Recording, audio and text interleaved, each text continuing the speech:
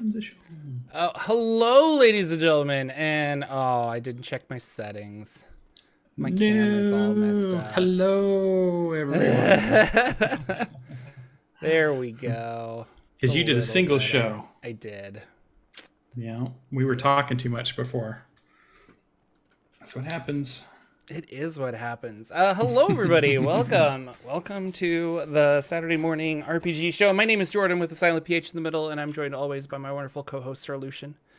Over at Sir Lucian Gaming, we're back with a regular show, I guess, where it's just two guys talk about RPGs, not spending days in the wilderness, conquering castles and various other things. So. Right. Right. Yep. Wearing armor. Armor. Enjoying life, little things. Little things. But yeah, how was all of that? I mean, I guess that's what you did, or maybe you had something else last week. I forget. No, that's what we did. And I feel like maybe last week, I don't know if it's true where you're living at the moment, but it felt like the last hurrah of summer. And I feel like right after Sunday, like Monday after that, we had rain and cold. So it felt like fall hit pretty quick here in the old Michigan North Woods. I don't know about where you're at. Has summer turned for you yet, or are you still enjoying the summer days? It's getting cooler, which is nice. But then we always have these random 90-degree days that seem to come out of nowhere towards the end of September, beginning of October. So, but that's not bad. But no, it's good. Like overall, it's cooling off, and I like that. I'm excited for October. So that's like my birthday month. That's Halloween. It's just the best month of the year. It's not school yet for the kid. That's probably a couple years out yet, but that is a couple years out. Yeah. So he will be turning 4 this year. It's crazy. So it's getting close. Yeah. Preschool. Yeah. So welcome, everybody. I'm excited to have you here. I have not... Well, we have a lot to talk about, I guess. I was thinking about the news. I'm like, I'm not really sure what happened, but a lot of people started talking about the UA7 more in depth. And now that you're here, I guess we could talk about it, because we talked about it a little bit last week on the solo show. Yeah. Well, last week we talked about it on the solo show, and I was like, yeah, I think it's kind of like this. But then my feed has just been like, they ruined Counterspell. And I was like, I'm part of the Sly Flourish, Mike Shea bandwagon on people that hated Counterspell since the very beginning, because I never thought it was a good... I'm fine with it being in the game. I think the ability to thwart a spellcaster is cool, but the way it's handled in Dungeons & Dragons 5e is so annoying and frustrating on both sides. If you're a DM counterspelling your player's upset and frustrated, and vice versa. And it's like, but then it's one of those spells where I felt players feel they have to take it, because if they don't, then it's like, well, I'm literally just hurting myself if I don't counter stuff. And I'm like, yeah. I mean, in my game on Thursday, it stopped 2 fireballs from hitting me because my party mages counterspelled so there it was the victory. But then you're right, because it's that downer when you try to cast your spell and the DM says, counterspell. And you're just like, no. Yeah. But it's such a weird, I wanted to bring it up too, because have you in your games kept it as written, even though I know we've discussed how much we don't like it, or have you home ruled anything for your counterspell within any of your 5e games? I think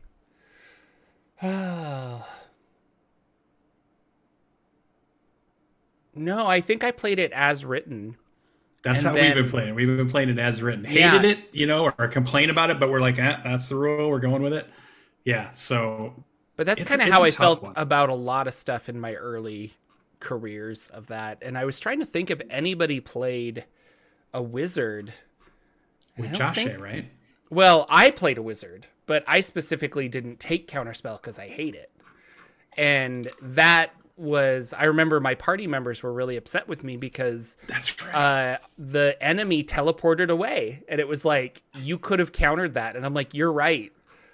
but I hate I that hate spell. that spell. And it's my character. I'm not going to take it kind of a thing is how I felt. Yeah. So I don't know.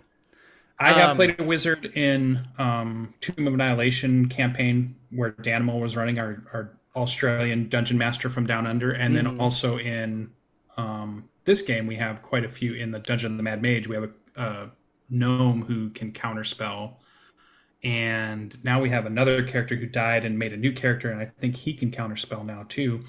So the reason I really put it in the notes, because I know everybody was talking about it, and I know we talked about it a little bit in our game where they said, correct me if I'm wrong, because I didn't read the actual rule yet, but it sounded like they did try to adjust some of the negative of counterspell, maybe not everything that's negative about a counterspell, the counterspell as written, but it seemed like you could try to counterspell now, and that would force the enemy or target to do a concentration check. And then if they passed, spell goes off. If they fail, spell doesn't go off, but they do get to keep their spell slot. Yeah. But they do lose the action or the bonus action or the reaction. You like interrupted is really what he came out and said. So we can look at it really quick. So the original spell is 3rd level and it's a reaction. And I think this was another problem. They said at higher level, wizards get that turn a level. Oh, counterspell's not that issue, but like they get that issue of turning a level 1 spell into a cantrip where they can cast it at will. Jeremy Crawford was saying like, we never really intended for wizards to be able to just spam shield like all the time. So they changed that ruling to be, it has to be a spell that's an action. So you can't bonus action or reaction that. And I was like, okay, that kind of makes sense. And I think that's fine because you could homebrew a magic item that lets you do that or something. Like, I don't know if you really want to do that, but like as written in like the core rules, it's kind of like, ugh. So the original counterspell is a reaction 60 feet. The components are just semantic, which I think is frustrating because they can cast it while silenced. They can cast it while, they don't need any material components. But they have to see you. They can't be blinded, right? They can't be obscured. You have to see them, yeah. So, well, it says you attempt to interrupt a creature in the process of casting a spell. If the creature is casting a spell of 3rd level or lower, its spell fails and has no effect. If it is casting a spell of 4th level or higher, you make an ability check using your spell casting ability, and the DC equals 10 plus the spell's level. On a success, the creature's spell fails and has no effect. So, it doesn't say anything about seeing. It just says, I thought that was part of it somehow. I thought it was too. That's kind of interesting. I know. So that's you how could we hear, and you're like, you're within 60 feet. I'm going to counter it. Which maybe makes sense because I always envision counterspell as like you're trying to undo, like, magically what they're doing, and so you're creating like an opposite harmonic that's neutralizing it, is what I always kind of thought of it. So the original counterspell I don't like because if it's 3rd level or lower, it just works, and it's like, well, that stinks. So you're incentivizing the DM and the player now to have a mind game with each other that isn't fun. And it's this bluffing back and forth. And maybe that is fun for other people. I should say that. Like, it's just not fun for me. And so you have to start with like, well, he's going to cast a spell. And then the player is like, well, what spell? And I'm like, you don't know. It's like, well, can I make a Arcana check? And I'm like, you can, but you use your reaction then. And then you can't cast a spell. And that's from Xanathar's Guide. Like, I'm not making that up. Like, you can determine what type of spell is being cast by using your reaction to make an Arcana check. So it's halting the game. It's causing like roll after level thing after this. And then at the end, you just shout out, he's casting Fireball. And then the other bard with counterspell counters it. And so, I don't know. Then if it's not, you make a spell check. So so if I'm casting a 5th level spell, it's 10 plus 5. But do you know how easy it is to roll over a 15, even for like a level 3 wizard? Like, Yeah. so easy. And so, I don't know. I feel like it needs to be like a lot higher to actually be beneficial. And then on the plus side, what do you want to counter? You want to counter the big spells. And so that's what you want to do. Well, I think it's like 6, 7, 8, and 9, you have one spell slot. And if you lose your one ability, and so I always pictured it as let's replace it with something that like a fighter or a monk has or something. And so I think the example I used a long time ago was like I hit with my fighter and then I action surge. Oh, I counter that. Well, what do you mean? Well, yeah, you just don't get to do it now. I countered it. Right. I used my reaction to take your entire action away. Yeah. Do I get a roll or save for anything? No, you don't. It's all, I just do it. And I think that's what I always hated about it. Well, parry is parry's like shield. Me. I parry you. Oh. But parry is kind of like shield, where it's like, does a 15 hit? And you're like, ooh, okay, I parry. And now we know that their reaction is gone. And other people can go in and attack and stuff. Like, if it's my turn and you use your reaction to prevent me from attacking, then all of a sudden I have to wait an entire turn in order to try again. Oh, look, that player has their reaction back again. So he could just counter my spell or counter my action surge or something. Yeah. Like, shield and parry is reactionary to being attacked. Counter spell should be like, I negate the effects of the spell on me, but not on everybody else. You know, like, that's how I always felt it should work. But it doesn't work like that. So the new one is level 3, blah, blah, blah. It says reaction, which you can take when you see a creature.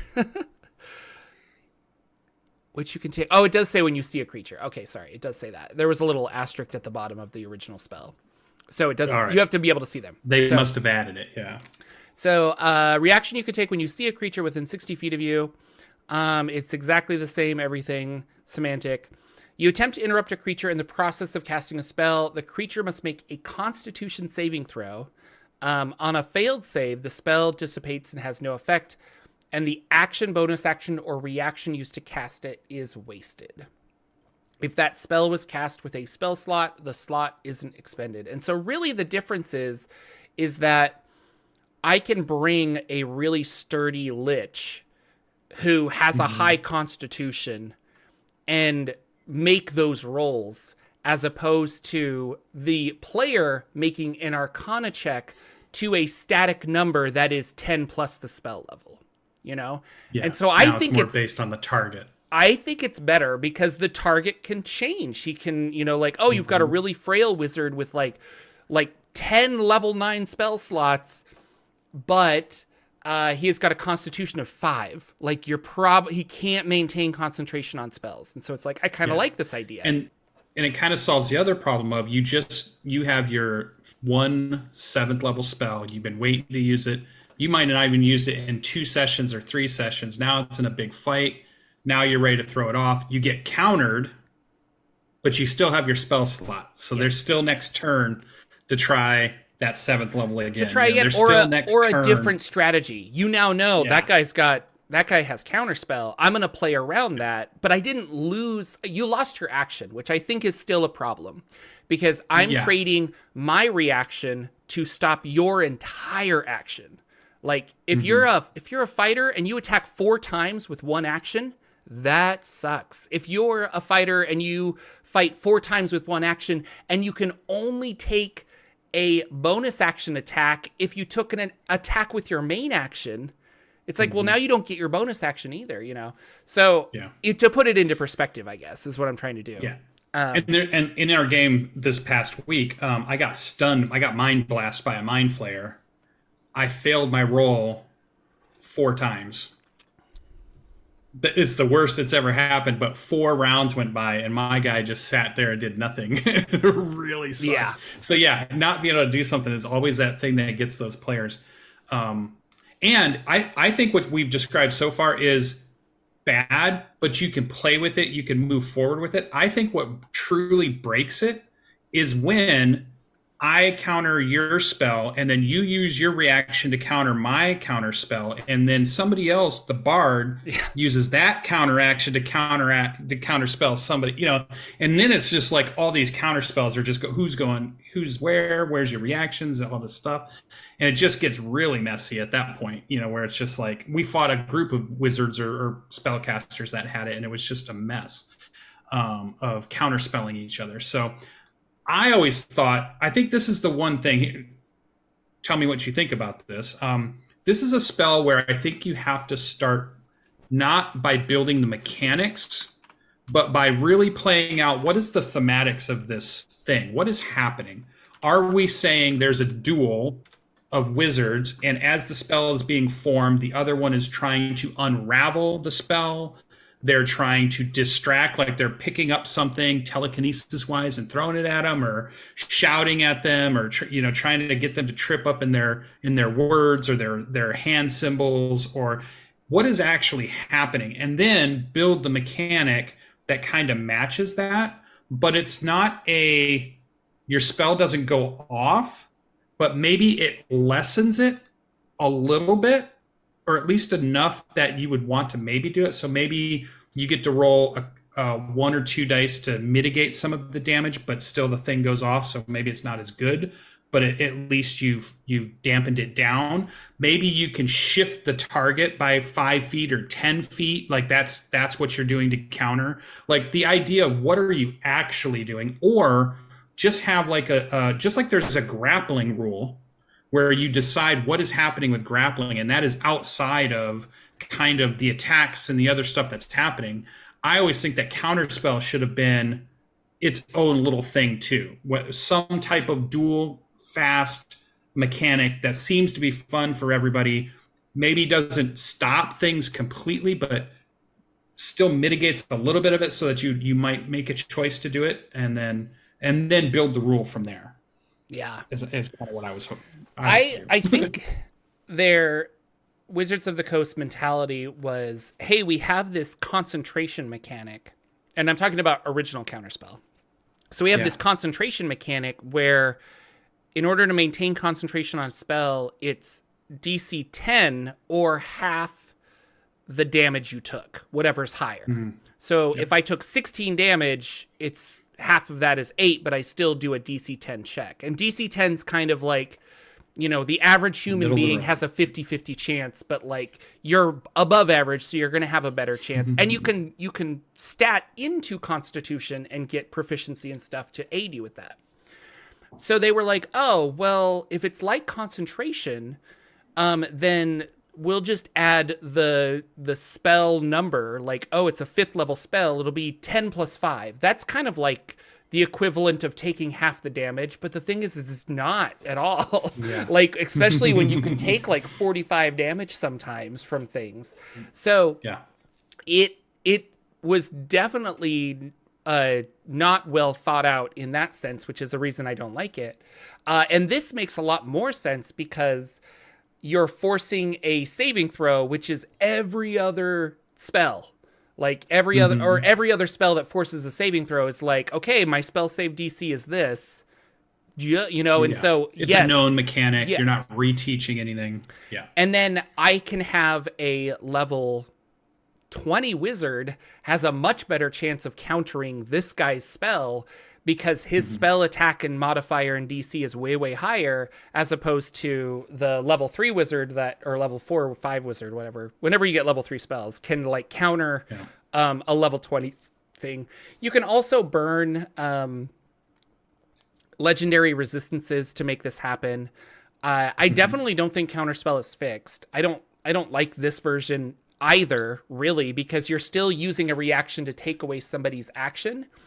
Yeah. I think it's better. But I think it's better. That's what I was going to say. Like, if I had to pick one, I'd definitely be like, I think this is the one. So, And what made me think of the changing, and like I was thinking about maybe home ruling it for my campaigns too, because I have gloves of snaring in the character I'm playing right now, and there was a kind of a cool instance where a ballista bolt gets shot at him. Obviously, it had a bunch of damage on it.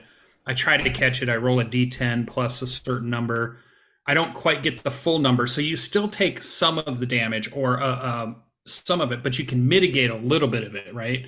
And I like the idea that you can at least, you see that fireball coming. I'm going to try to do something that just doesn't make it as bad as it looks like that 5th level fireball is about to be. So maybe I get whatever my thing is, I get to roll 2d6 and that mitigates just that much damage, but the rest of the damage is happening, or something like that. I like the idea that nothing ever goes away completely, but maybe it's modified slightly or enough. And then everybody's still happy. I still threw my fireball for whoever got the fireball. The person who mitigated it got to do something to help kind of tamp it down a little. And then the battle still cinematically still seems to work that way, and feels good that there are two wizards dueling each other and trying to hamper the effects of the magical abilities that are being thrown around, while there's this big scrum of fighters and rangers and rogues and jumping on minions, and all that stuff's happening in the center with these big spells are flying around. So I think it's interesting. I think it's definitely one that they should probably address again. Really, I don't know if these two, it almost probably should be a spell. I still think it should be like a mechanic, like you're entering into a duel of some sort, but I don't know what action you would use to do that. Yeah. Reaction never seems to be the equal of action, so I feel like I don't know if that's a good trade, but you only do get the one reaction, and then after that anything else that comes through is going to hit. So I mean, there's a lot of things that can come off of that, or like maybe you have to use and it has to be on somebody else's turn to use it, to instigate it, because you're not going to use it until you see Josh Shea start to cast his spell. So now I need to do something. So yeah, so it's a tricky one. But I thought it was interesting how it seemed like everybody was saying, no, they broke counterspell. And I'm thinking, I don't know what you're talking about. Well, yeah. I want to point out that Sky correctly pointed out that I am describing shield and parry when I say I'm using my reaction to thwart your entire action. Yeah. And you're right. Except a lot of times, and I guess my defense with this is parry is for one attack. And if I am a warrior or a fighter, then I'm going to have like 2, possibly 4 attacks. So yeah, you parried 1, but I still have 3 other times to hit you. That seems kind of cool and cinematic. Shield, you're right, is like I hit you and then shield lasts for the entire round. Your AC just goes up. But I can make the decision to walk away and hit somebody else, but with spells, I can't be like, oh, you countered it? Well, then I'm going to take the same spell and fire it in a different direction, or I'm going to change it on the fly. Like, there isn't that mechanic for spellcasters.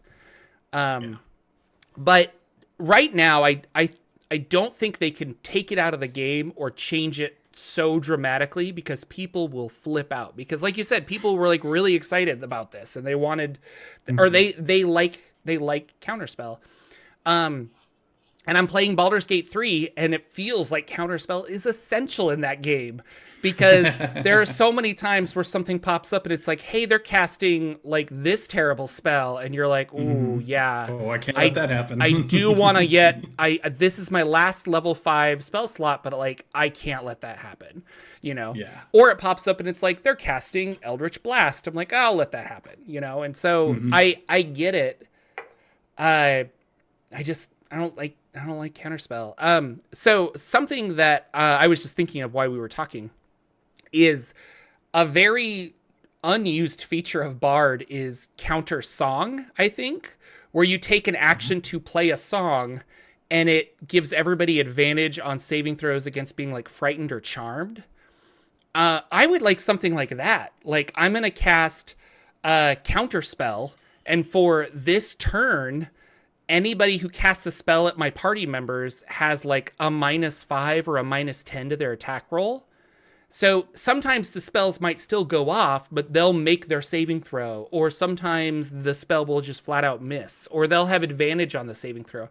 Like, players would hate that because counter song is not a good feature of the Bard. But at the same time, like, that makes more sense from a tactical game where we have miniatures and positioning matters and things like that, than just saying like, no, so I was really surprised though, because I saw a video that Ted did, and he likes the original counterspell, and was saying like, so if I counter this guy who's trying to cast Death Cloud, he still has his spell slot and he can just do it again. And I'm staring at the screen going, yeah, that's the point. Yeah, like, danger is supposed to be part of the game. Like, what? And he was all like, I want to get rid of all of their spell slots. And I was like, no. Like, if there's no threat, then why are we playing the game, kind of a thing. So, but I don't know. Anyway. So I thought that was pretty funny. I knew it would be a good topic for us to bring up, so I threw it in there. I did also happen to watch Chris Perkins on the D&D channel did do a DM tips video. Yeah, and apparently it's the presentation that he has done at the PAXs or the Gen Con. He did a full-on presentation, think, yeah. And this was the same thing as that. So they just kind of in video form, I believe, is in. It might have been slightly different, but I think he ran it as if like he was at the Gen Con thing. Yeah. So I think if anybody wanted to see that or they missed it from Gen Con, it was pretty good. I think it's the stuff that we've normally heard from Chris Perkins in the D&D crowd as far as DM tips, all things that seem perfectly great, and things that we've even said or have mentioned or have learned ourselves. I just thought it was really good. So any new Dungeon Masters that are out there, if you're looking for a good, Dungeon Master tip video, there's one out currently on the Dungeons and Dragons channel. Yeah.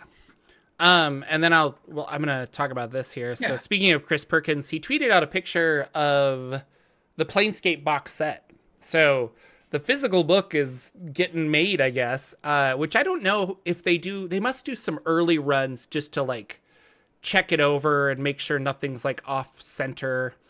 And I imagine it's something like that, but I don't know. I'm excited for Planescape, so I think that could be a lot of fun. And then hope it's all that you want, because I know that Spelljammer, there was a lot of excitement about it, but then you got it and it didn't have the thing that you wanted. I'm hoping Planescape does have the thing that you wanted, so you can be excited about it, and then when you get it, you are excited about it. you know what I learned about Planescape that made me kind of sad and doesn't make any sense to me is Wizards of the Coast. As for hype for Spelljammer, sorry, this is about Spelljammer. For hype for Spelljammer, they released a really good 1 to 5 adventure that basically got you into space to then play the Spelljammer adventure, which was like 5 to 12 or whatever. But you can no longer get that 1 to 5 adventure. Like, even though it's free on D&D Beyond, and I went in and I claimed it, I have it, but like I've sent the link out to other people, and I'm like, no, you should grab this. It's a really good intro adventure. And they're like, well, that link is expired. I can't do it anymore. And I'm like, what do you mean expired? And it literally, they have blocked the free content that they were giving away. And I'm like, I don't understand why. Like, and it was good. Like, it was good. It involved the Niyogi and all these cool things. And so there's things like just like scratch my head. I'm like, what are you doing as a company? Like, what is wrong with you guys? And who knows, maybe there was like some weirdness between D&D Beyond fandom and D&D Beyond Wizards of the Coast. But like, it was still a Wizards of the Coast thing that they put up for free. I think they would own it and they could still sell it or give it away. Or at least put it up for like $1 or something. Like, I don't know. We should tweet to Chris Perkins or Jeremy Crawford and just say, hey, how come I can't get this anymore, and see if they respond. I don't like if everybody I was in the show. If I was the person that wrote that and it was like, I want you to check out you can't now. Like, I don't know. And there's no PDF to get of it, so like I can't save it and send it to my friend or something like that. And like, piracy aside, I'm not advocating piracy, but like it feels weird that it was this free thing that I can no longer get. Right. And I don't know why it's there. So, but much like Spelljammer, after reading through that, I was like, wow, I really don't like this. I really don't like this. And the reason I was upset is I didn't have a way to make planets, and I didn't have a way to make solar systems. And then the ship mechanics were really like fuzzy. In hindsight, I went back and like took the AD&D ship mechanics and kind of 5e-ified them. And I was like, oh, I could do this. And then all of the planet generation stuff is also in the 2e stuff, which could apply. So really for Spelljammer, I just needed some fun monsters. And I got a monster book, but like it was its least popular. I feel like I would steal the that mothership crash and stuff burn for Spelljammer. like really hard. Yeah. So yeah, that's a shame too, because I was super excited for it. And I still want to play. I mean, we've kind of dabbled with Dungeon of the Mad Mage. There is some really good lead-ins if you really want to go and jump into a Spelljammer campaign from that, because of the different pieces that you can find, spoilers, throughout it that kind of could lead you in a Spelljammery way, right? You could easily take that as an offshoot and just go spell jamming, as it was. And I still think it's and they have interesting races and interesting, things that were there. It's a shame that they couldn't give us decent ship mechanics when they gave us Mad Max vehicle mechanics for, when we're in hell and we're running around in our Mad Max, what do they call them, battle wagons or whatever they were in the wastes of the demons and the devils. Those seem to be pretty good rules for vehicle combat. So I'm just surprised that they couldn't dive in and put some more effort into the ship combat. So, well, unless they just didn't know it was going to happen. Yeah. Indestructible Boys said that they took it off or they took the Spelljammer Academy intro off of the website because it had some questionable Hadoozy art, which I know there was that like Hadoozy thing that came out. But then in my mind, I'm like, it's a website, remove the art. Update it to something else. Like, it's a website. This was never printed. Yeah, there's 8 million fans that'll draw you a new art piece. Like, I just don't get it. So, and I don't know why this wasn't like bundled as like a cheap kind of like printed and then slid in with the Spelljammer. Other than they want you to use D&D Beyond, but like, why wasn't this part of the Spelljammer box set? So yeah, I don't mind a good D&D Beyond tie-in if they're hoping to promote that. But if that's why you make it free and that's why you get people to come there, and that's the marketing ploy, right? Hey, it's free. They'll come here. Maybe they'll stay and get something else. But you still got to offer the free stuff to do that. Yeah. So I don't know. It was just a limited time thing, and they got rid of it. And I mean, I still have access to it. I'm looking at it right now. Like, but it just other people can't get it if you got onto that late. So I don't know. All right, now I'm all worked up. I'm all upset. Anyway. Okay, calm down. Deep breaths. So, West Coast buddy. But we'll see about Planescape. I really think that. And maybe I talked about this on the solo show, but like Wizards of the Coast is Hasbro in general banks on nostalgia. And I'm getting more excited for like new properties where people are like really excited about like, I made this new thing. We mentioned this in our last show. Where I was there. There you go. That's what I'm thinking of then. Ago. So yeah. And it's like, I made this new campaign setting and it's so cool. Like Dolmenwood. I'm very excited about Dolmenwood because it's like, he's been working on it forever and he loves it and you can see the passion in it, as opposed to somebody being handed Planescape and they're like, make it again. And you're like, okay, I can, and maybe they have fond memories of Planescape, but like, they're not that enthused about it. It's not their baby. So who knows? So. Yeah. And I think it's because one, they're getting the mandate to do that. Right. And two, it's almost like they're not given permission to add to the canon. They're only given permission to rework the canon that was already there. And I think that's the problem.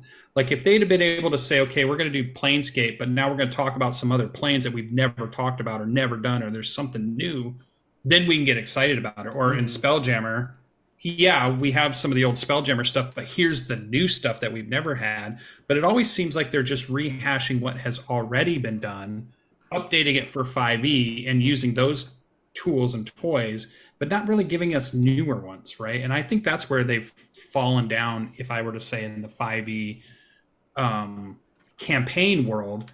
They haven't given us new stuff about Forgotten Realms. Like, we haven't learned anything new about Forgotten Realms, it seems like, in 5e. Maybe you could say our next little mention here in our notes could be something new that we're adding to the canon. But it seems like I can't think of any of the other stuff. Whereas when you're in third edition, new canon is coming out all the time, and new cool things that you're learning about the world is coming out. And then fourth edition, they're doing new cool things, they're adding things, or they're trying things, whether they're new or people like them or not. And then fifth edition was just like, well, let's just repackage what was already there and get away from any type of new canon is what it felt like. Yeah, and that's this is a whole bag of worms, but like new canon is difficult. Because people are familiar with I really think Eberron did it right as a campaign setting where every game starts 2 years after the last war ended.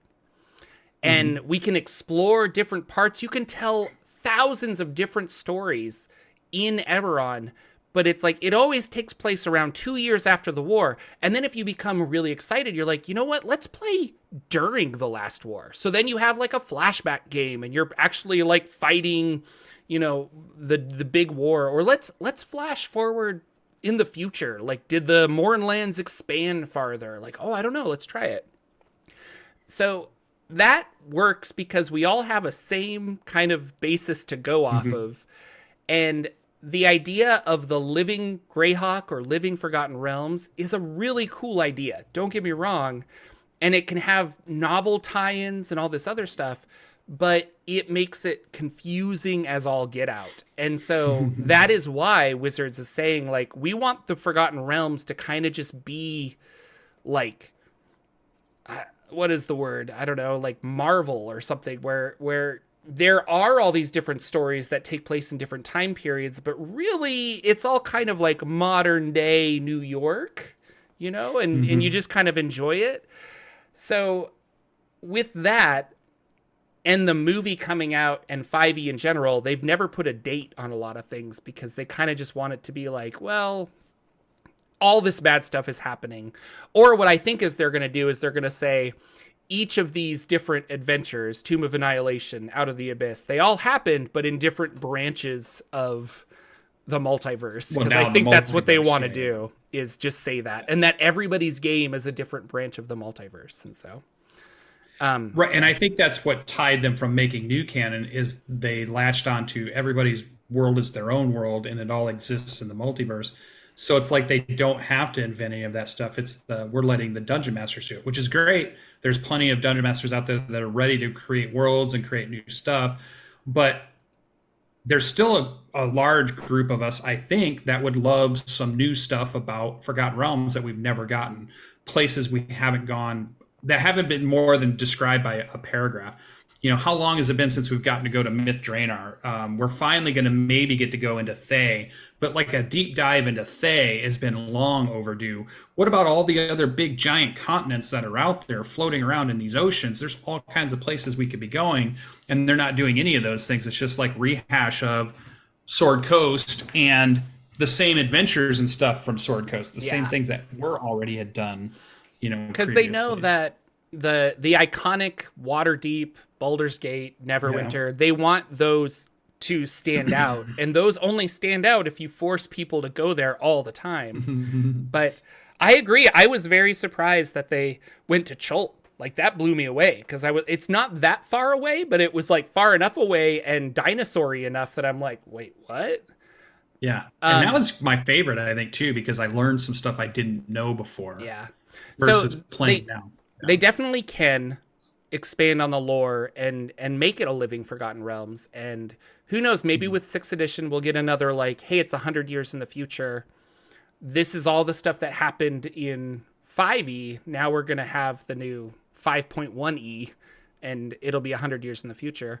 And who knows, that's a lot easier to understand. Like, here are the adventures that happened for 5e, as opposed to a living Forgotten Realms that every 6 months I need to be like, okay, who won what? How did this play? Like, I like the idea of a living world, but as an intro world, which the Forgotten Realms is an intro campaign setting for Dungeons and Dragons, it does not make sense to make it that complicated, Yeah.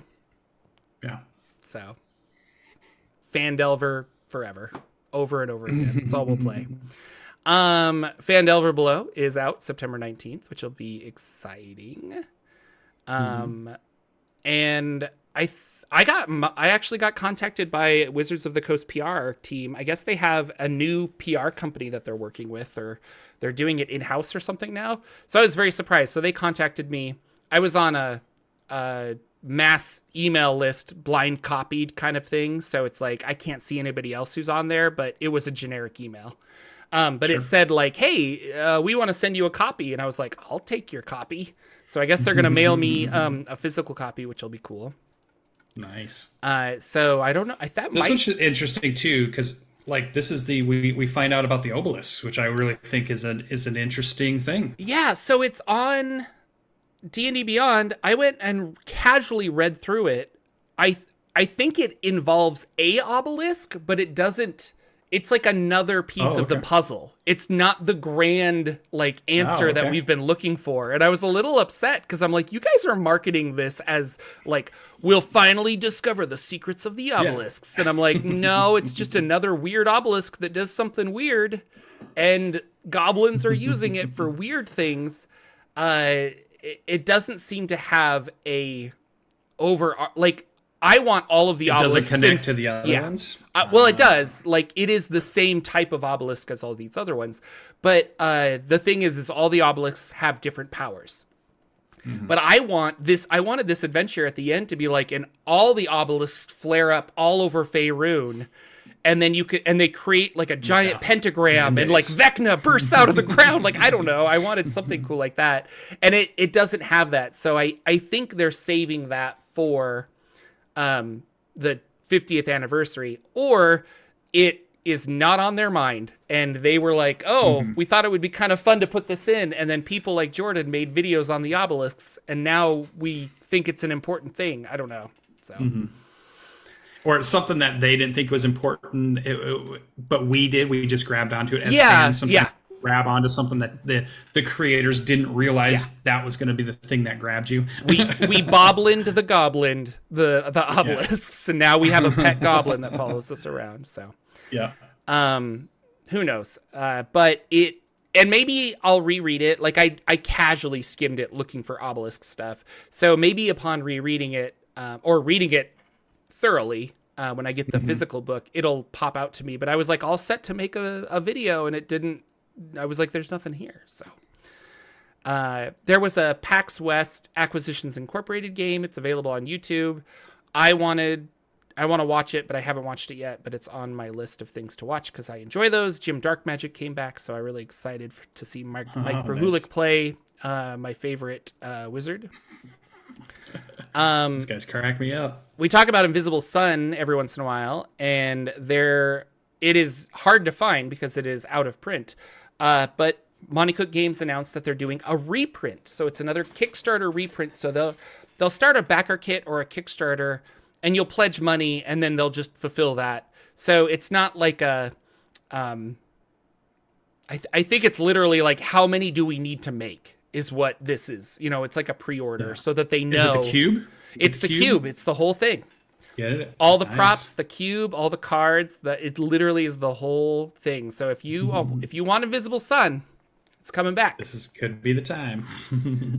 Which I have played it once. So and I love it, and actually I did too. Yeah. Once with you. My friend Katie, we were talking about when we finish Perils of the Purple Planet. And I was like, yeah, I've got these other ideas and stuff. And she's just like, I still think we need to play that Black Cube game. And I was like, well, if you want to, I would be really, because we've been talking about that since before my son was born. I was in a show with her, and I was like, yeah, I got this like Black Cube thing. And she's like, what? And so she's my RPG friend, and she's like, we should play that. I also noticed that Monte Cook Games has an RPG called the Magnus Archives, which feels kind of like a Call of Cthulhu, I don't know, X-Files kind of thing. Like it's definitely horror. I was thinking horror genre. Like vampires and all kinds of, I don't know. It's kind of like, it looks like they're White Wolf, maybe? I'm not really sure. Oh, okay. But it uses the cipher system. And system. it's on BackerKit. I shouldn't say it's a Kickstarter, but it's 1.5 million. Like they've been doing it. So, and for BackerKit, 1.5 million is pretty good, actually. Holy cow.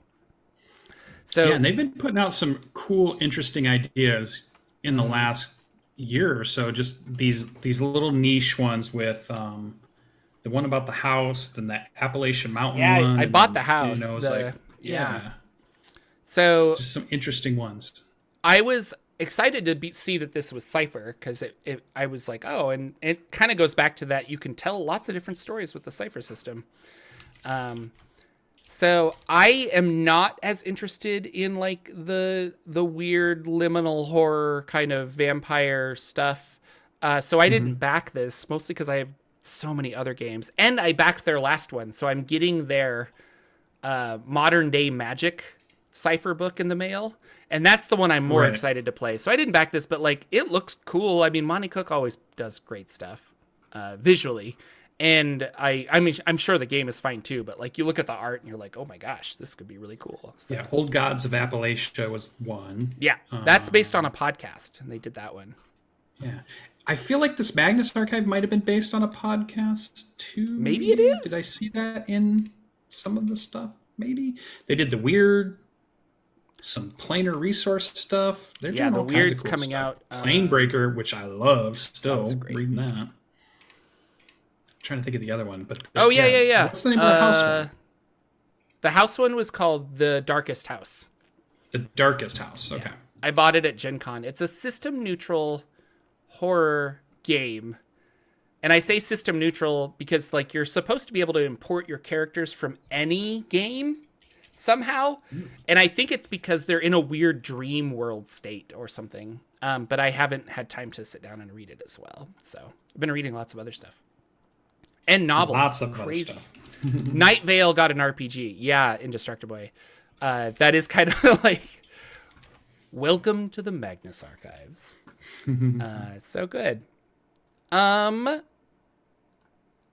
and then I guess we have like 10 minutes to kind of talk about games. So sounds like you've been doing some cool stuff. Yeah, well, we played our Perils of the Purple Planet game for DCC. And we're kind of coming towards the end of it. They are level 6 now. And it's like the highest DC... Oh, I'm getting a phone call. We're getting... they're the highest level that they could be. Or not could be, because 10 is the highest. Sorry. Got distracted by my phone call. But they are... level 6 now. We ended the session with being level 6. I told them, I'm like, we're kind of at the end game. You guys know where you need to go. We can kind of finish out the game. And then I have a level 6 DCC module that I want to run as like, this is the capstone to Perils of the Purple Planet, which the whole point of Perils of the Purple Planet is they're trying to escape the Purple Planet. When they finally escape, I think I'm going to cross it with this module, which I think is something about the Chaos Lords. And it's a level 6 module where you're like on a random planet. So I think they like teleported, but they got to the wrong location and they have to like finish this last adventure and then we'll call it there. And we'll see what everybody wants to play, but they're leaning towards Invisible Sun, which I think would be a lot of fun. My Pangea 6-episode Pangea game was supposed to start today, but one of my players was in California for Disneyland, so we decided to hold off. Since I only have like 4 players, I was like, we'll just hold off. It'll be fun. Are you running the adventure from inside the book, or is this just one that you kind of put together? I put it together. Yeah, I read the book cover to cover. I'm like, I like these factions as the evil monster. I'm gonna do this.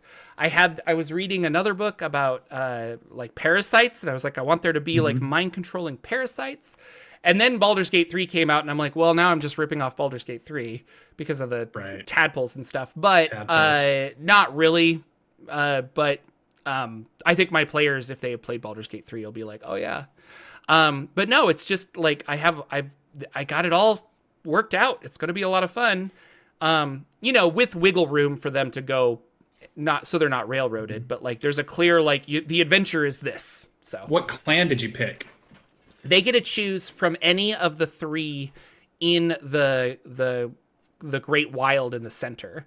So the lion, the bear, or the ape. And then the idea is that all of the clans have come together to be like, we have this problem. We need to go figure out what's going on with it. Yeah. We're going to send you to the Great Abyss south because that is where these monsters are creeping up. It's pretty simple. They're level 3. I just wanted to play in that world. So they've lived in that world. Okay. Is the idea. Yeah. They're not transplanted. They are from Plangia. How do you start that session? Because to me, every session like that should start where they're in the dark and they just see the glow on the horizon, and they start making their way to there, so they get that visual of the giant bonfire of night that gets that has to be a scene in the first episode or first session of the game to really set everything. I think just the safety of it, like the fire is here and it's like illuminating your whole thing, and then you turn and you just see all of the monsters' eyes who are too scared to get close to the fire but want to come eat you.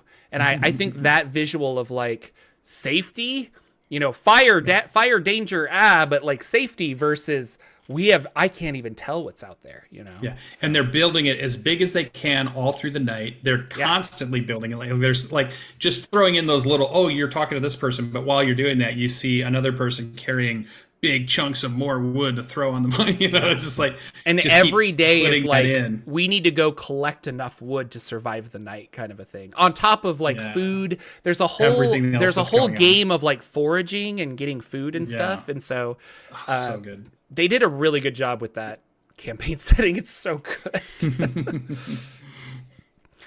Very good. Have a junk collecting space merchant in a rickety spaceship land on the purple planet and offer to carry the PCs to the next planet. Okay. I'll think about that, Sky. I like that idea. I should throw in like a Star Wars reference or something, like an old speeder bike falls from the sky. There you go. But we've been having a lot of fun with Purple Planet. There's literally the last game or a while ago they found Sortak the Destroyer, who was a mummy that had a robotic eye and 2 robotic arms. And when they killed him, the eye and the arms were left. And then, I kid you not, like through random circumstance, like we rolled on the crit table and my player lost his right arm. And so he grafted the arm on because it was like, it wanted to attach itself. And so now he's got like a cool lightsaber hand arm. And then he voluntarily decided to cut off his other arm because he's like, well, I got to know what the other one does. And so he did that. He lost his eye in battle too. So the amount of like the random roll tables have influenced the game is really high, but it's for the better. It's been a lot of fun. Lots of fun. They're going to go back to Earth and be like, or wherever they're from, whatever fantasy world they live on, but they're going to go back and be like, man, you are not the people that left. Like, because you've changed. Definitely been mutated by the purple sun. You've been some places. One of my characters completely mind swapped with a blank, like proto-human. So they're no longer the person they were, but like all of their stats change except for their intelligence and wisdom. It was really funny. So. But I'm sorry, I'm going on and on and on. What have you been doing, Lucian? What's going on in the world of Lucian? So we're still in Dungeon of the Mad Mage. We're pretty far down. I think we're getting close to the end, as the sessions go. And I think they'll go quicker now that we're heading into summer, not taking up everybody's time. We had some space orcs, which I thought was kind of cool. We kept making Warhammer 40K, jokes all night long, but It was the Forgotten Realms version of space orcs and mind flayers, and we ran into a miniature giant space hamster, which was nice. I don't know if it was Boo or just a cousin of Boo or of somebody, but I think it's always hilarious to have that reference in the game. I will say you should maybe, I don't know if he recorded these last 2 sessions, but in this level we're in, there are 2 main kind of people of interest, maybe we'll say people of interest in this, and you can meet either one of them, and they're both Jinn, I believe, so of different planes. And our dungeon master, I think in the book they have songs that they sing when you meet them, or like as you're coming up to them, you hear them singing these songs, or they have these songs that they can sing. So our dungeon master has went the extra mile and not only is using voices for his NPCs, but then sang the songs in our sessions and then cited the genre of songs based on what made sense for a rock djinn versus a water djinn or a fire djinn or whatever. And so it was like, it's really funny to see him go full ham on this. So I definitely encourage, if you have that, you're the type of dungeon master that loves performance, throw that in, because I think the players we were laughing so hard about the whole thing. It was great. It was just a good. That's great. That's like the memories that you'll break out into song. Yeah, that's the kind of memories where like you guys will meet up one day at a convention and just be like sitting around dinner, like, remember that? And you're like, oh, that was so cool. And like, that's why RPGs. That's been super fun. And then the week before, we did do session 0 to meet the characters of the campaign I'm going to be running, starting off in Waterdeep, Forgotten Realms. Still haven't decided exactly where this campaign is going to go from here yet, but I was like, I wanted them to create their characters, and we just talked about them a little bit. It seems to be a drow, a wood elf, a half elf, and then a water genasi is the group. So they're all have met into Waterdeep or have made their way to Waterdeep. And so I had two kind of ideas that I've been bouncing back and forth. It's funny how you started the show, because one idea has been, well, what if I started off with a bang and we just have the giant world cataclysm happen as they get there right from the get-go, and then the world is just like we were talking before the show about what you called it, doomed Forgotten Realms, I think is what you were talking about. So I was like, oh, that's exactly like what if we just Waterdeep gets destroyed, everything is going to crazy, and then we can just do anything we want in Forgotten Realms from that point on and just really go crazy with it. But then the other thing I was thinking about doing, tell me if this one's interesting to you, and I still want you to be our big bad guy, but I just haven't got to the part. Oh, that's right. I forgot about that. The big bad guy yet. So I haven't done that piece yet. So we're not there yet. It'll happen eventually. But then the other thing I was thinking is let them play this. And in our first session, we play through them in Waterdeep, meeting up. I have not said you guys just meet in a tavern. They have not met each other yet. And I wanted to use session 1 to try to organically bring them together in such a way that seems, like it would work. Okay. But then maybe at the end of that session, hand out character sheets to them that are their teenage selves, either from I have Tales from the Loop, but I could also use Kids on Bikes. And then when we come back for session 2, the story picks up with them at their table, and the scene is, hey guys, we're at the last week of school. This is our last hurrah. We play through that, and then what are we going to do for the big summer? And the idea is that they're the teenagers getting excited because summer's coming, because they know in summertime they get to start their big campaign where they get to play longer sessions and get to play more and do more because they don't have to go to school, and then play that little piece of the game using either Tales from the Loop rules or Kids on Bike rules to play through that. And then the idea is, I don't think any of them have seen Stranger Things. Really? So lean into. Are they under a rock? What is happening? Lean into. They're younger. I don't know. I don't think they've watched the whole show. I think they're. I don't know. They're a younger crowd, I guess. Okay. They haven't got to it. So I'm like, this is perfect for me. But maybe lean into the Kids on Bikes part of it, where there's something weird going on, and they start to realize parts of their game maybe are starting to influence their world. So they're playing two games, really. They're playing the teenagers playing the game Inception. So how many steps of Inception can we get? But they also get to play Dungeons & Dragons 5e, really fun. But we can play, and we don't have to do it all the time, but it's like we can pull out every now and then and just say, hey guys, pull out your Kids on Bikes character sheets, because we're flashing into, this is going on and this new thing's happening, but there's something strange about the neighbors, like the lights are flashing or something's going on. And then just as like a breather or a break to what's going on in the 5e campaign, we could play this teenagers, there's something weird in your house. And the other thing that I think would work with this group is they're all friends and they all went to school together. They went to the same high school. They all lived in the same town. They all lived in this small Michigan town. that's how they know each other. I'm the kind of the outsider as the dungeon master, and I didn't know them when they were at this age. So I just thought that'd be kind of an interesting way to draw this group of players together. What do you think of that? I like it. I mean, I like games that cross like system wise. I think that's kind of fun. I still think that there would be a cool. There's a game out there where I like the idea of using something like Kids on Bikes, where you're just people, and then transitioning into either mechs or the Matrix, where it's like, now we're going to log in, and now I have superhuman abilities, but only in this setting. Meanwhile, back in the real world... There's two stories going on. Yeah. Meanwhile, back in the real world, that guy has to like run down the ship using his physical, Kids on Bike stats that's not very good to plug in, I don't know, some kind of RAID array hard drive so that I can have like kung fu moves or something. But I mean, it's always weird because it's like when you start adding levels of complexity like that, it's usually like, it's fun to talk about, but is it actually fun to play that? I don't know. But I think this is a cool idea. Like, it could be kind of fun. Yeah.